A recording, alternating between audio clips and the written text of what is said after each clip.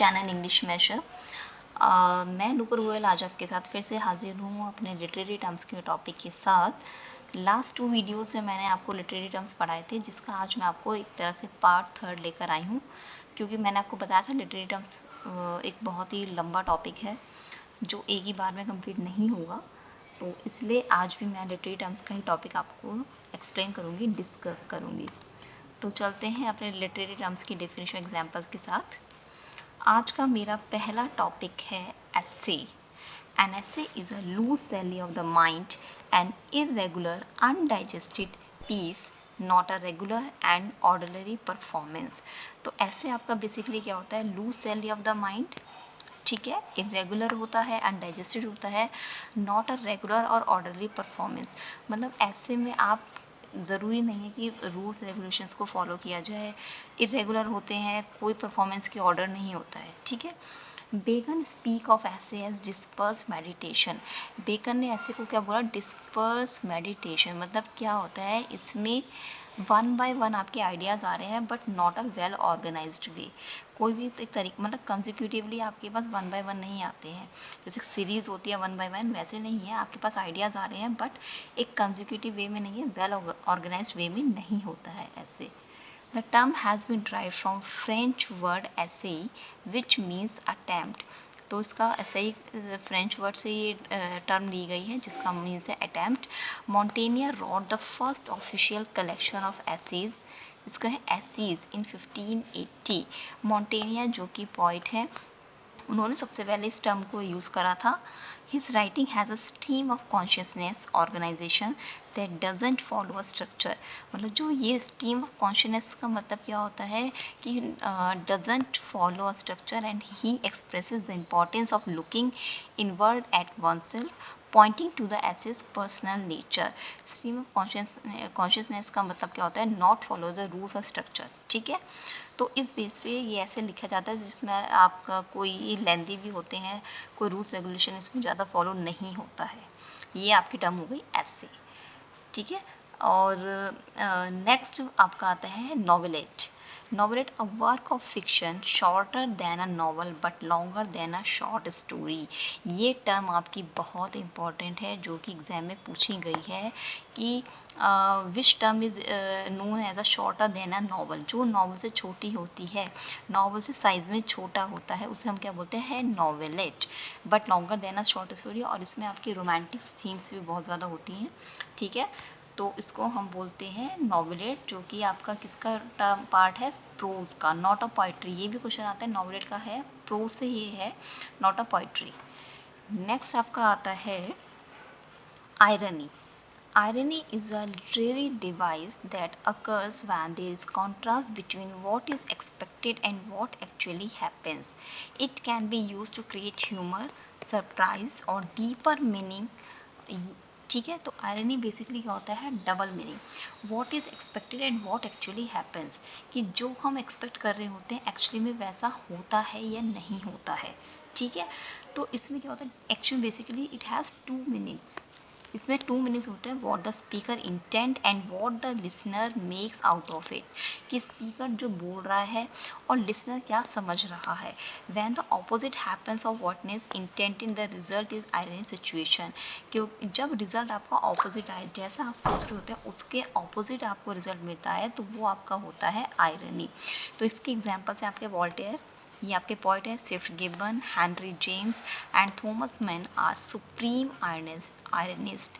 ये आपके पॉइंट्स के नेम हैं जो कि एग्जाम्स में पूछे जाते हैं कि किसने आयरनी की टर्म्स के लिए कौन से फेमस हैं जिन्होंने यूज़ किया गया है, ठीक है। और आयरनी के बहुत सारे और भी आपको एग्जाम्पल्स हैं जो आपको इसमें लर्न करने होते हैं, क्योंकि एग्जाम्स में बेसिकली पूछे जाते हैं। नेक्स्ट आपका आता है लेक पॉइंट्स। लेक पॉइंट्स आपके 3 हैं, वर्ड्सवर्थ, कॉलरिज एंड साउदी। ये आप बिल्कुल, मतलब इसको कहते हैं रोट लर्निंग, रट लीजिए। लेक पॉइंट्स का कई बार क्वेश्चन आता है, वर्ड्सवर्थ, कॉलरिज और Southey. They are the lake poets, क्यों, क्योंकि they are lived at one time in the lake district, क्योंकि वो कहाँ रहते थे, lake district, Cumberland and Westmorland. तो ये लेक डिस्ट्रिक्ट इसलिए ही इन्हें कहा गया लेक पॉइंट्स, क्योंकि ये कहाँ से थे, लेक डिस्ट्रिक्ट्स। तो ये आपका क्वेश्चन बहुत इंपॉर्टेंट बनता है, और आपको पता है तीनों फ्रेंड्स से, Wordsworth, Coleridge and Southey. Next आपका था metre. Metre is a pattern of stressed and unstressed levels. मैंने आपको जो लास्ट वो वीडियोस में पढ़ाई है उसमें मैंने आपको आइम्बिक पेंटामीटर पढ़ाया है, जिसमें मैंने आपको बताया था आइम्बिक जो होता है वो आपका unstress followed by stress level. तो यहाँ पे मीटर क्या है, स्ट्रेस्ड एंड अनस्ट्रेस्ड जो लेवल होते हैं उसके पैटर्न को हमने बोला गया है कि वो होता है मीटर। नेक्स्ट आपका आता है negative capability. Negative capability is a literary term that describes a writer's ability to accept uncertainty, mystery, and doubt without relying on reason and fact. The term was first used by English poet John Keats in 1817.